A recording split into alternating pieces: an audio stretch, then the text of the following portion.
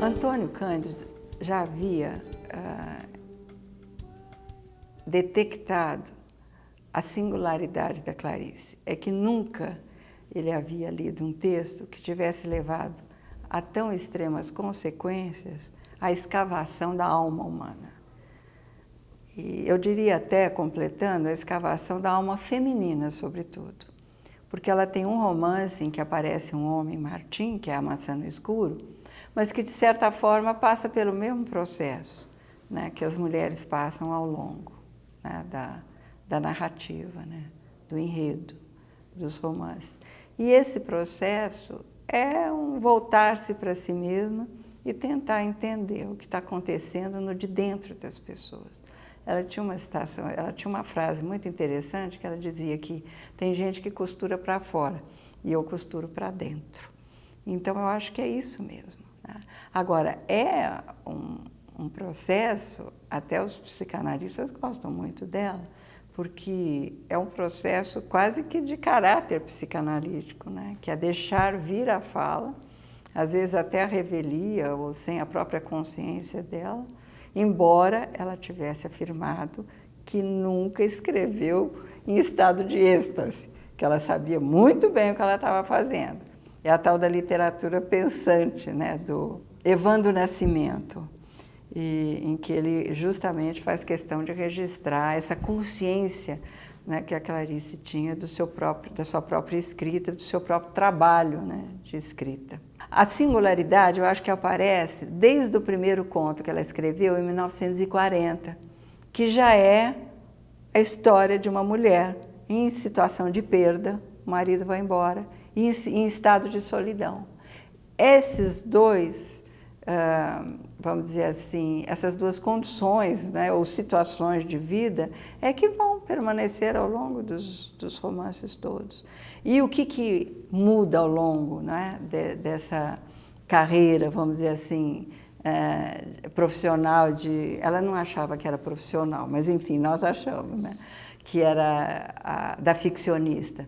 É encontrar cada vez mais elementos estéticos, de figurações, para traduzirem do modo o mais eficaz possível esse mergulho no de dentro de si mesmo.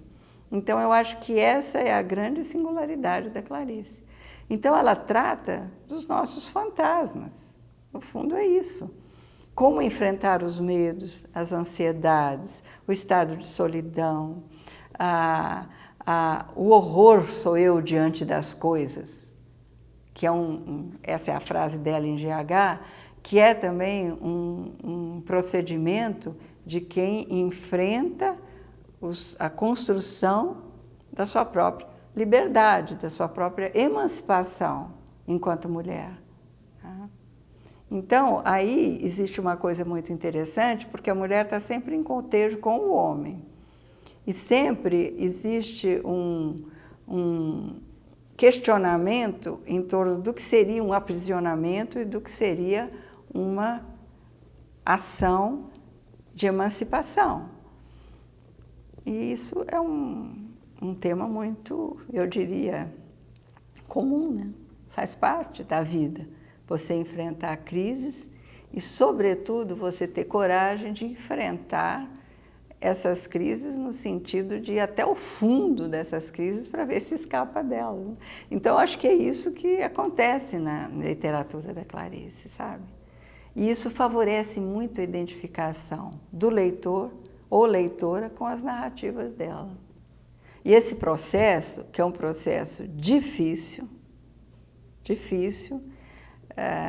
é um processo que gera mal-estar, desconforto, porque existe um deslocamento, né, do lugar social, né, em que o que é sujo, o que é proibido, o que é imundo está completamente abafado, né? Então, esse processo traz para ela, isso ela afirma em GH, uma alegria difícil, mas uma alegria, né, que é essa alegria de conseguir a emancipação. E o interessante, naturalmente, não é o processo em si, mas é o processo que ela constrói a partir da linguagem. Então, existe também, quer dizer, paralelamente a esse estado de desmontagem das engrenagens sociais que são machistas, paternalistas, conservadoras, tradicionais, às vezes até insensíveis à sensibilidade feminina ou à sensibilidade do humano, vamos dizer assim, paralelamente a isso, ela faz a desmontagem da linguagem também.